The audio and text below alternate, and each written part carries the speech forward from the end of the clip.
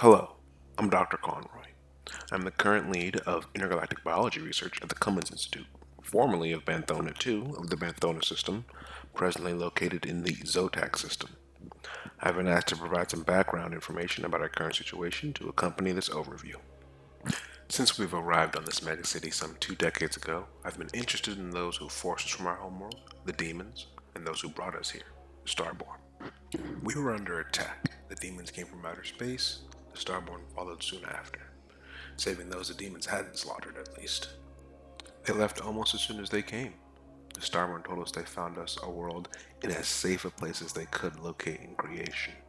It's been decades since any demon incursion, so I guess it's worked out. Our megacity was set up, and the rest is history. I was only able to take a few notes and ask a few questions of the Starborn during our planetary transition. I'll share what I know for sure, then make any reasonable inferences I can about their biology from there. The Starborn tell me that they wield weapons blessed by the Trinity. I was never a religious man, but their weapons did seem effective. The Starborn I asked told me that their weapons are comprised mainly of the iron left behind by a dying star. Full spectrum analysis proved ineffective. Our tools were only able to recognize that 21% of the weapon was iron. The rest was a melange of indescribable metals. It was also impossibly dense. So maybe there is something to this blessing they speak of. After seeing those demonic creatures, nothing would surprise me. Anyways, I'm rambling. The Starborn themselves seem to be comprised of a kind of light. They call it hyperlight. Blue streaks that jump from one body part to the next, sending information everywhere they go. They don't seem to have organs, at least in the traditional sense. They don't seem to need food of any kind, as I don't believe they have a mouth. They spoke from their helmets or with a facial speaker if they needed to project their voice. That's what I thought, at least. The Starborn, however, revealed they do indeed have the same organs as other mortals. However, they're mostly for show. They explained that they're currently armored, and they look like mortals without their armor activated.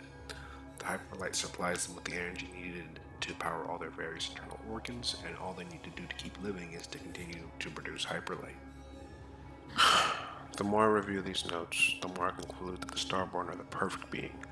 I wish I stuck around longer. I still have so many questions for them. I've been working on a device here to contact the Starborn. I won't get into all that now. I'll call it here for today, and tomorrow we'll begin a deep dive into the Starborn armor. Hello, I'm Dr. Conroy. I'm the current lead of intergalactic biology research at the Cummins Institute, formerly of Banthona 2 of the Banthona system, presently located in the Zotac system. Refer to the previous day for any required background information. Today we're going to hit the ground running with the Starborn armor deep dive. When asked, the Starborn told me the armor was made of many individual plates of hard light, stuck together to prevent any monomolecular intrusions. Anywhere else is just hyperlight, which they say has only rarely been targeted directly. I mean, it's truly impressive. The ultimate defense. They have 4 engines, 2 where their upper arms would be, and 2 where their thighs would be. I won't bother repeating the speeds they said they could reach. The numbers were so high and ludicrous that they started laughing as they were discussing it. Though, if they are to be believed, faster than light would be an understatement. They have palms that can apparently hold on to anything, and soles where their shins would be that do the same.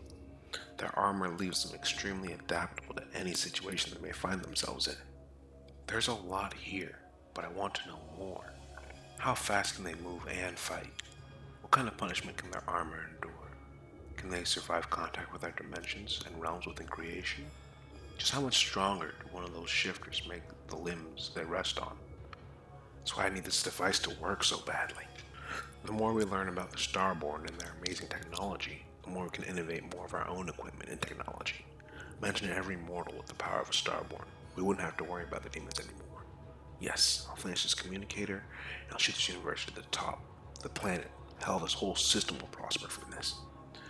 There I go on another tangent. I'm wrapping this up here. The next video's topic will be about what I've learned about Starborn society. Very, very interesting stuff. Hello, I'm Dr. Conroy. I'm the current lead of intergalactic biology research at the Cummins Institute, and I have some amazing audio to share with you all. It was a conversation between myself and a Starborn on the intergalactic communicator with Helix encoded language layer. The name came to me right after the contact, and I'll shorten it or find an acronym for it later.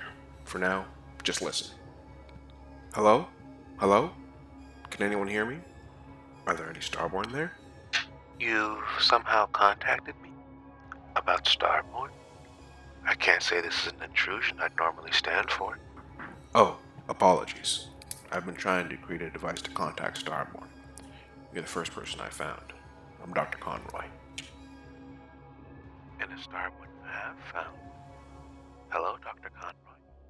I am Ixra. Wait, really? You're a Starborn? In the flesh, or in the light, as it were. I take it you're a regular mortal, perhaps surrounded by other regular mortals. I am. I'm a researcher with the Cummins Institute. And you're researching Starborn, I presume. Yes, that's exactly right. Ever since your kind saved us at Bandona in my youth, Starborn have fascinated me. You sound so passionate about this. I just couldn't do this over contact. It wouldn't feel right. What are your coordinates, Dr. Conroy? We could do this in person, if you like. Are you serious? There's nothing I would want more. Another chance to see a Starborn? To further my research? If you would take the time to come out here, that would be amazing. Well, then it's settled. Send over those coordinates and I'll be right there. Did you hear that? I mean, did you hear that? A Starborn on their way here to help with our research. I've got to aggregate all the data we have. Where do I send that Starborn Society content? I think I left that data over on Zotac 2 for initial analysis. I haven't been able to contact Zotac 2, but I'll be sure to get that back before the next video. I'm Dr. Conroy and something horrible has happened. I was still waiting on my data from Zotac 2, so I got impatient and decided to head there myself. I thought the instruments were off when it said Zotac 2 couldn't be located. I know where it should be in its orbit by this time of year, so I voyaged manually. When I got there, I found nothing. Just rock and stone. Molten metals that had cooled. No one, not a drop of life, not a soul remained. I know what it is. I know what this looked like. Demons. I returned to my lab as quickly as I could, only to catch a glimpse of Zotac 3 on the way. The planet was in the middle of an assault, a full-on demonic incursion. The surface of the planet was nearly blotted out by the sheer size of the force. They were on their way to Zotac 4 soon. I just know it. I got back and contacted the protection force over at Zotac 1 to warn them. Technically, distance-wise, they're on the path first before Zotac 4. Now all we can do is hope the Starborn I called get here on time. I've never been a religious type, but man, this system needs a miracle.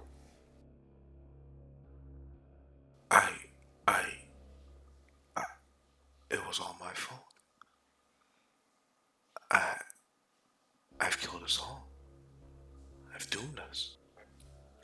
I used the communicator again to check the Starborn's progress.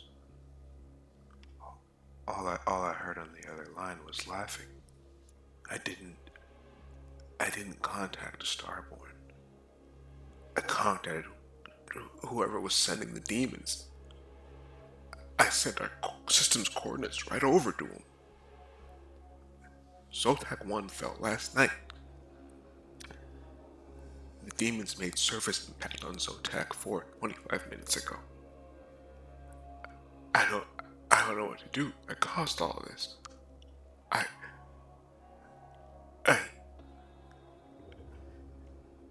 Trinity in heaven, if you can hear me, I'm sorry. I failed everyone. I'm no better than a demon myself. Trinity, forgive me. Trinity, forgive me. Oh, Doctor! Didn't you have some questions you wanted to ask me?